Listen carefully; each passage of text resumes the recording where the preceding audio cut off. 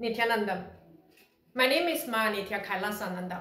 I'm a monastic member of Kailasa. Today I'm speaking not just as a monk of Kailasa, but as a voice for the truth.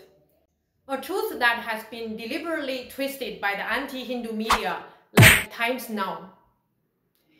Recently, Times Now published a completely false and malicious article accusing the United States of Kailasa and our spiritual leader, the Supreme Pontiff of Hinduism, Sri Nityananda Paramashivam, of defrauding indigenous tribes in Bolivia. This claim is a lie, a continuation of their colonist Hindu-phobic narrative. In this video, we will dismantle their disinformation piece by piece. But before we begin, let me tell you who I am, because I'm not what Times Now tried to portray. I was a highly educated, successful professional in my previous life. I hold 2 master's degrees in science and engineering from prestigious Swedish universities. I worked as a professional purchase engineer in the global renowned Swedish multinational firm.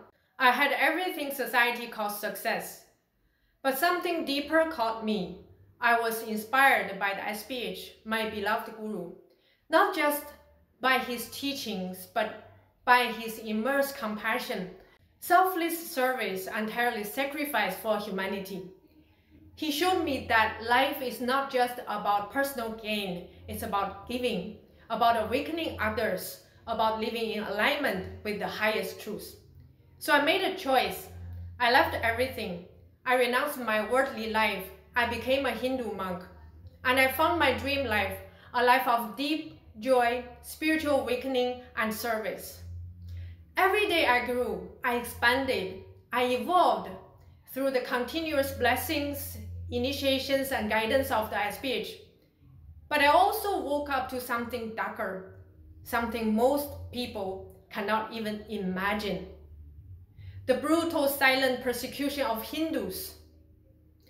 As someone who once lived a normal Western life, it was shocking to discover how deep and systematic this persecution is, especially towards the SPH and my fellow Sannyasi brothers and sisters. It's real, it's vicious, it's horrifying. And I never imagined I would become a target myself just because I chose to live a spiritual life. But the worst nightmare came true. In Bolivia, I was kidnapped, held at gunpoint, threatened, detained, manhandled, and illegally expelled, alongside 70 other innocent female monks. No crime, no hearing, no conviction, just raw, unlawful force done by the Bolivian immigration and police, but driven by the Hindu-phobic propaganda from media outlets like Times Now. Hindu-phobic media like you, Times Now, ruined my dream. You shattered my peace. You attacked my life. And so today I speak. This is my voice. This is my story. This is our complaint to the world, to expose Times Now and all other who enable racism, religious persecution, and injustice against innocent Hindus. You will not silence us. Times Now, you claimed Kailasa is a fictitious nation with no real existence. This is absolutely false. This isn't just ignorance, it's a deliberate erasure. Kailasa is not fictitious. It is a sovereign spiritual nation, representing the voice, heritage, and aspirations of over 2 billion practicing Hindus and the diaspora across 150 plus countries. It is not only real, it is active, thriving, and deeply rooted in the revival of Sanatana Hindu Dharma. Kailasa is not new. It is a living continuation and revival of 10,000 years of Hindu indigenous nations, kingdoms, sampradayas, and temple civilizations. Kailasa represents a legally, spiritually, and historically grounded nation. According to the Montevideo Convention, a nation must have 4 things: a permanent population, a defined territory, a functioning government, the capacity to engage in international relations. Kailasa meets every single one of these requirements. In fact, Kailasa possesses far more sovereign land than you claimed in your article. Not just in Ecuador, in Bolivia, but across multiple continents. It might be difficult for you to grasp, but Kailasa, as a first nation for Hindus, has been incredibly successful in forging diplomatic ties. We are even building the United Ancient Nations, UAN, a coalition of ancient indigenous nations across the globe.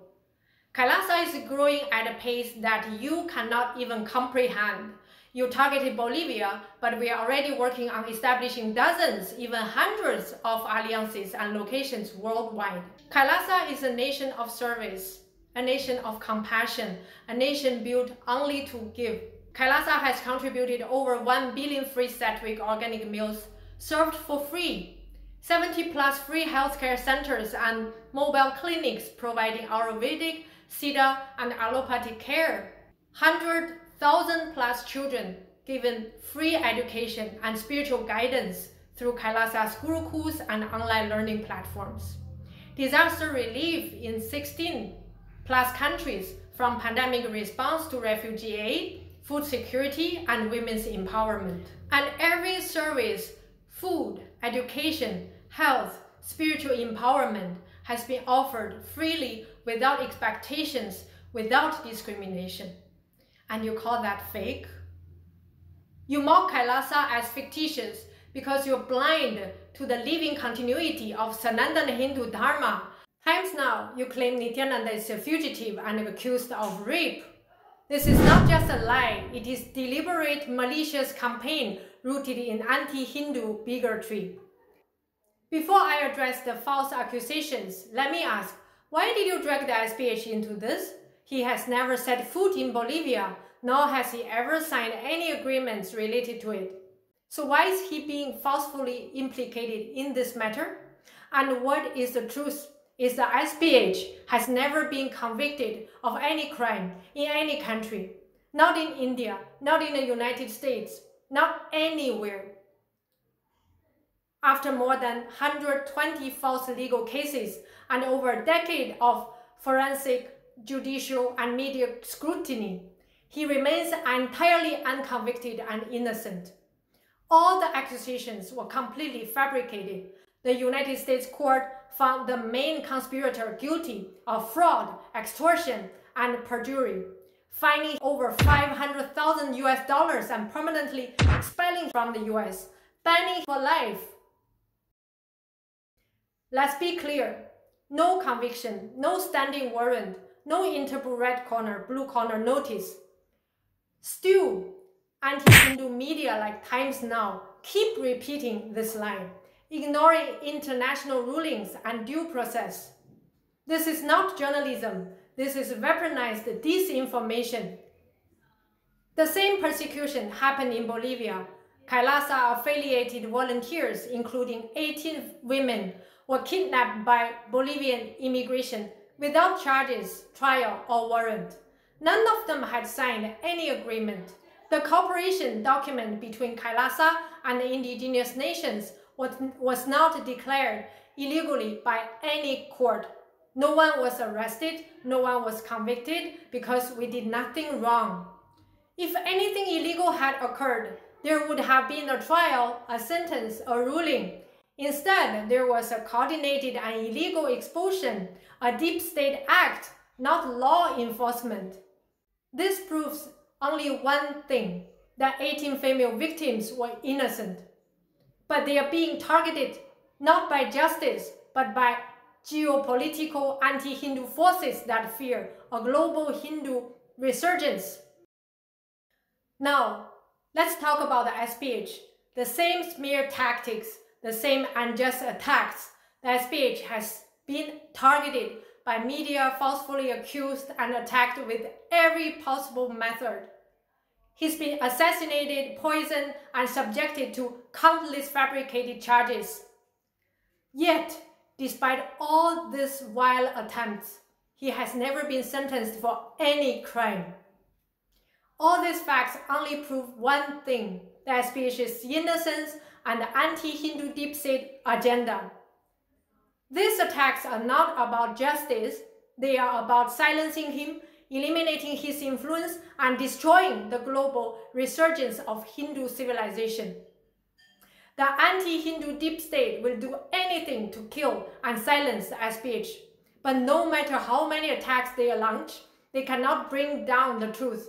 He has committed no crime. What else can they do except resort to illegal, unjust methods? The anti-Hindu deep state is criminal. You times now are the criminals, not the SPH.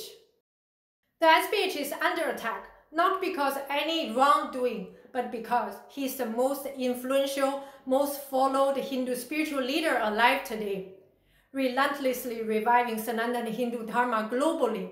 Despite the attacks, the truth cannot be silenced. The SPH is a legally recognized successor to 21 ancient Hindu indigenous kingdoms. His coronation as the Supreme Pontiff of Hinduism was not self-proclaimed. It was declared by over 1,000 traditional Hindu leaders in accordance with the sacred tradition of Sanatana Hindu Dharma. Till today, the SPH is the most popular spiritual master on the internet. Over 1 billion views online, over 30 million followers, over 10,000 hours of live teachings, daily guidance streamed in 100+ countries in 18+ languages. The SPH's teaching reached millions daily, transforming lives through yoga, meditation, spiritual empowerment, Hindu law, temple science, and more. Thousands of people testify to miraculous healing, freedom from depression and anxiety, rediscovering purpose, and reconnecting with their Hindu identity. This is why he's targeted, because he's awakening Hindus, because he's unstoppable. Times now, you claim the Kailasa called Bolivia tribes into handling over land. This is absolutely false. This is not just factually wrong, it is a malicious lie, a targeted attack, and part of a deliberate campaign of religious persecution. It is not journalism, it's propaganda designed to criminalize innocent spiritual communities and demonize Hindus. There was no land grab. What actually happened was a cultural and humanitarian cooperation agreement signed lawfully between a US-based Hindu religious nonprofit and the indigenous nations in Bolivia. These nations are recognized under Bolivian law as sovereign entities with full international rights to form such relationships. This was not deception. It was a dignified alliance between two ancient indigenous civilizations built on shared values of spirituality, culture, and service. Bolivia's own constitution and laws protect this kind of cooperation. Article 30 guarantees the right of indigenous people to preserve and develop their spiritual traditions and self-governance. Article 289 and 290 affirm their autonomy and self-determination. Law number 450 explicitly supports indigenous nations forming partnership with external groups that benefit their communities. International law backs it too. Bolivia has ratified every major treaty protecting indigenous rights. Article 36 of UN Declaration on the Rights of Indigenous Peoples affirms that indigenous peoples have the right to maintain spiritual, cultural, and social relations across borders, including with other peoples, and states are obligated to actively support and protect this right. Indigenous and Tribal Peoples Convention ILO Convention 169 protects their right to self-governance and cooperation. American Declarations on the Rights of Indigenous Peoples, ADRIP, adopted by the Organization of American States, OAS. It recognizes indigenous sovereignty, legal identity, spiritual freedom, and cross-border alliances. Therefore, the agreement signed with the indigenous nations was protected both nationally and internationally. Times now. Did you even read the Bolivian Constitution? Did you study Article 30, Article 289, Article 290? Did you read law number 450? No, you didn't. Did you read actually the agreement? Again, no. But you still run a smear campaign. Why? Because you are not interested in the truth. You don't care about facts. You care only one thing: spreading hate. Aside from the full legality of the agreements, what was actually offered through this cooperation? Free traditional healing services, yoga and meditation programs, humanitarian and including food, medicine, services, youth empowerment, and peace education workshops. These are not the actions of a scam. These are the contributions of a dharmic civilization built on service, integrity, and compassion. What Kailasa and the indigenous nations entered into is not a crime. It was a celebration of indigenous diplomacy. What did you do for the indigenous people in Bolivia times now? Do you even care about them really?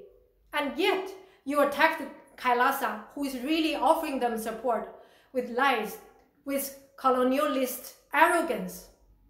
What you did times now was not just anti-Hindu, it was anti-indigenous. And your lies contribute to nothing less than cultural erasure and spiritual genocide.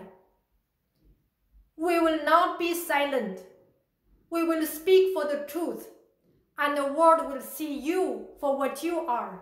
We demand you times now, the Hindu-phobic deep state media, the immediate retraction of every false, defamatory, and Hindu-phobic article you have published against the SPH, against Kailasa, and against the sacred sovereign alliances with indigenous nations like those in Bolivia.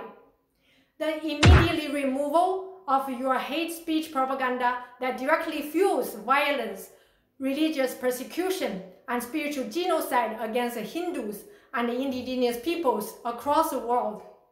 A public apology for the lies you printed, the fear you incited, the trauma you triggered, and the deep psychological and cultural damage you inflicted on innocent spiritual women, children, and communities. And let this be known, this is not just a request, this is a formal notice.